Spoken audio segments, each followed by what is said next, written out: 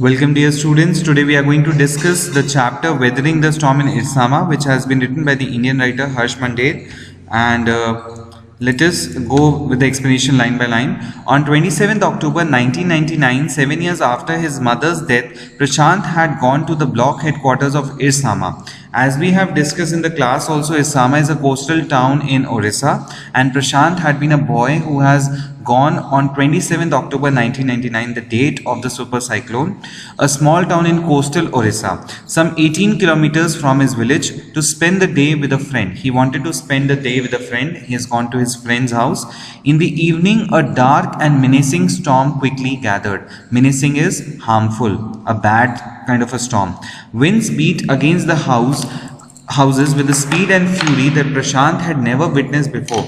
There was a lot of fury in the sky, and as if nature had come to take revenge. It was a feeling that nature is taking revenge, and Prashant had never seen such a thing before. Heavy and incessant rain. Incessant means never stopping. I have made you mark the words in the book in the class, so I hope you have those word meanings with you, because these meanings are very crucial for you to understand the chapter. Okay, and filled with darkness, ancient trees were uprooted. Many old trees were uprooted and crashed to the earth. Screams rent the air as people and houses were swiftly washed away. As the people and houses were being washed away, they were being driven away from their original places. Screamings were filling the air. Screams were filling the air. Everywhere people were shouting. There was a lot of devastation happening. The angry waters, again see the waters have been personified, swirled into his friend's house. The water started filling the friend's house also, neck deep. That means almost 5 to 6 feet of water was there in the house. The building was of brick and mortar and was strong enough to survive the devastation of the wind's velocity of 350 km/h. The building was strong, so it could survive this super cyclone. But the cold terror of the family grew with the crashing of trees that had got uprooted and fallen on their house sometime in the middle of the night, damaging its roof and wall. The family was terrified and shocked because of the trees that were falling in the house, over the house at the night time, because they were ancient trees. They were very big and they could even break the wall. Okay, the crazy destruction wrought by the cyclone, that is initiated by the cyclone, and the surge of the ocean continued for the next 36 hours, although wind speeds had reduced somewhat by the next morning. The wind was not blowing, but then the amount of water was continuing to rise. To escape the waters rising in the house, Prashant and his friend's family had taken refuge on the roof. As you can see in this picture, the whole family, the entire family was on the roof. There was water everywhere in the picture as it is shown, and they were managing themselves. They wanted to survive. Prashant will never forget the shock he experienced at his first glimpse of the devastation wrought by the super cyclone.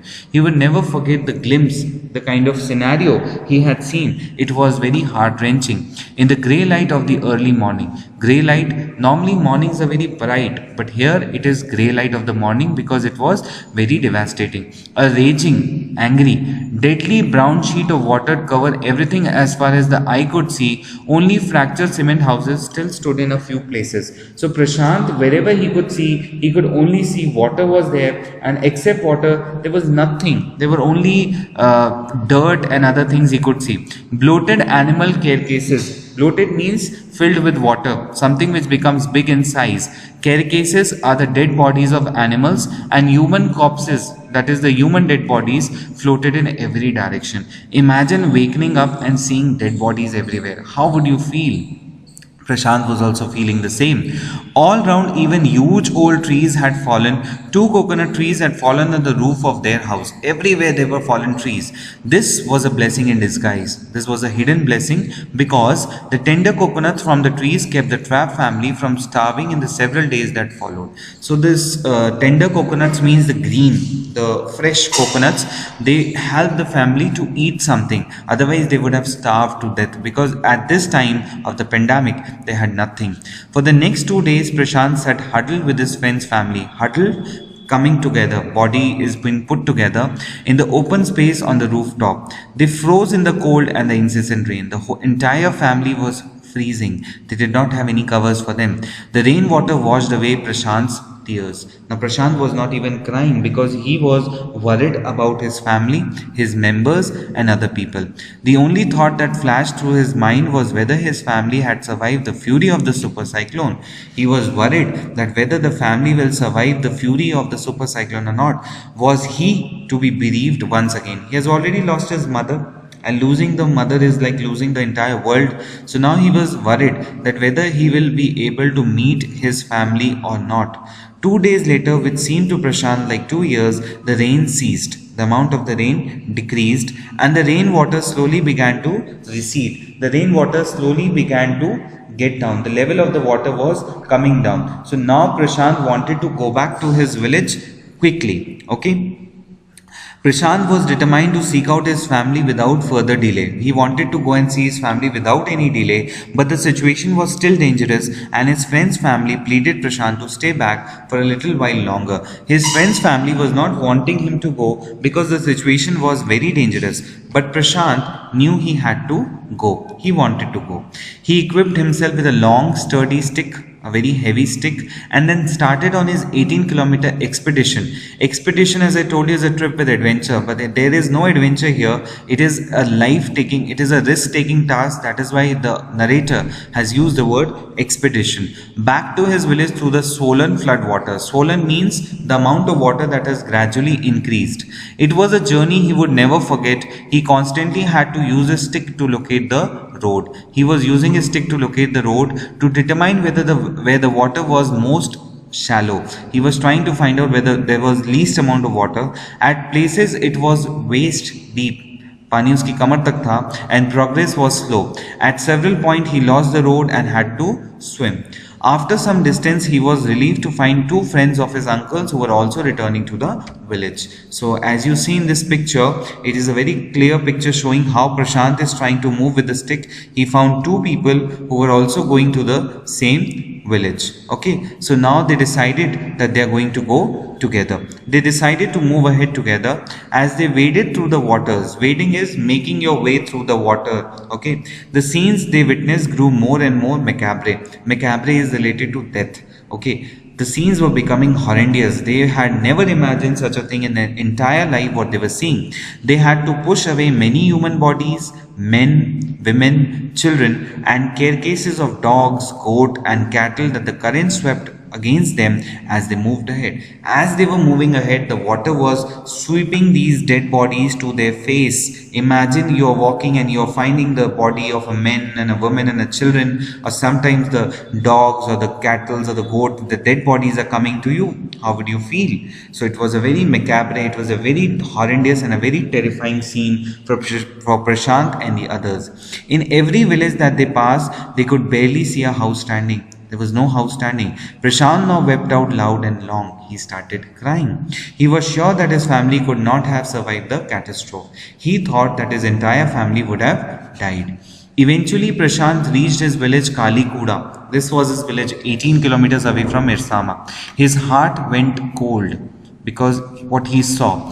Where their home once stood, there was only remnants of its roof. Where the house was there, only the remaining part of the roof was there. Some of their belongings were caught mangled and twisted in the branches of the tree just visible above the dark waters. He could only see some of their belongings were caught and mangled and twisted. They were lying there. Young Prashant decided to go to the Red Cross shelter to look for his family. As I've talked about in the class also, in the movie Milkha Singh, you've seen how these shelters, they work for the people. Okay, they supply food and other commodities. So Red Cross Society is a society which helps these sort of people.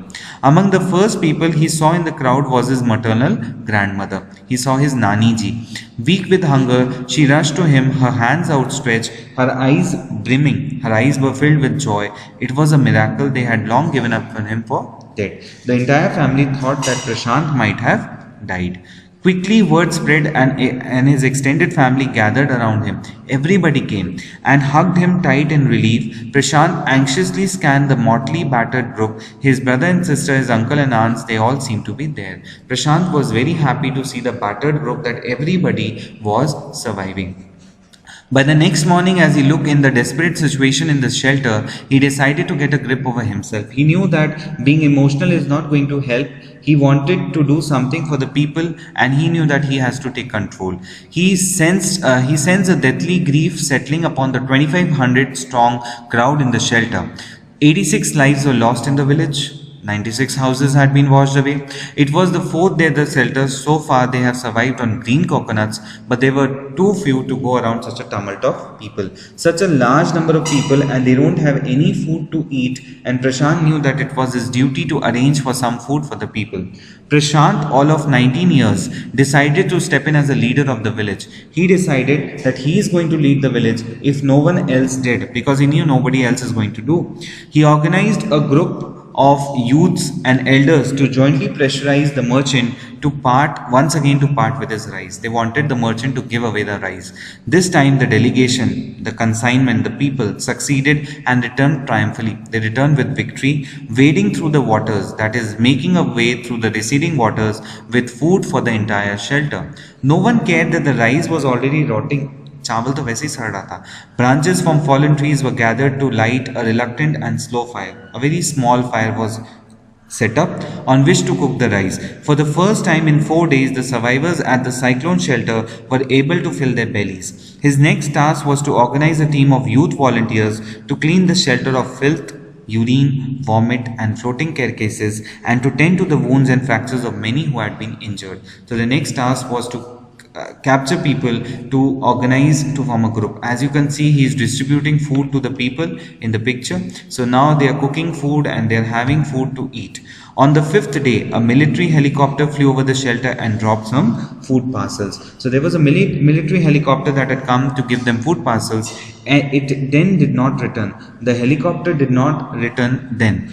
Then they deputed the children to lie on the sand left by the waters around the shelter with these utensils on their stomachs to communicate to the passing helicopters that they were hungry. As we have discussed in the class also, and it is given in the book also, the children were made to lie down on the sands with the utensils lying on their stomachs so as to convey the message that they are hungry. The message got through, and after that the helicopter made regular rounds of the shelter, airdropping food and other basic needs. So finally they were able to get some food. Prashant found that a large number of children had been orphaned. He brought them together and put a polythene sheet shelter for them. Women were mobilized to look after them while the men secured food and materials for the shelter. So he asked the workers, the other people, to work. As the weeks passed, Prashant was quick to recognize that the women and children were sinking deeper and deeper in their grief, because now they did not have any hope for life. Their homes were gone, their people were gone. He persuaded the women to start working in the Food for Work program started by an NGO, non-governmental organization. He asked the women to start working there, and for the children he organized sports event. He himself loved to play cricket, and so he organized cricket matches for children. Prashant engaged with other volunteers in helping the widows and children to pick up the broken pieces of their lives. He wanted them to engage in activities which will help them mentally to come out of this thing that has happened. The initial government plan was to set up institution for orphans and widows. However, this step was successfully resisted, as it was felt that in such institutions, children grow up without love, and widows would suffer from stigma and loneliness. Stigma is, as I told you, a social agenda, social issue. They may suffer from loneliness, they may suffer from society's pressure, or they may suffer from stigma. Prashant Group believe orphans should be resettled in their own community itself, possibly in new foster families made up of childless widows and children without adult care. So they thought of mixing these two organizations so that these people can come together and work together as a team, as a family. The widows will get children and the children will get mothers. It is 6 months after the devastation of the super cyclone. This time Prashant's wounded spirit, this time is referring to after his mother's death. Wounded spirit has healed simply because he had no time to bother about his own pain. He did not have time to think about himself. His handsome youthful face is what the widows and orphan children of the village seek out most in their hours of grief, darkest hours of grief. So they look up to him because he has not been a volunteer there. He has been their team leader, their soul, their inspiration. I hope you like this explanation, and if in case any doubts prevail, feel free to contact me on WhatsApp. Thank you everyone.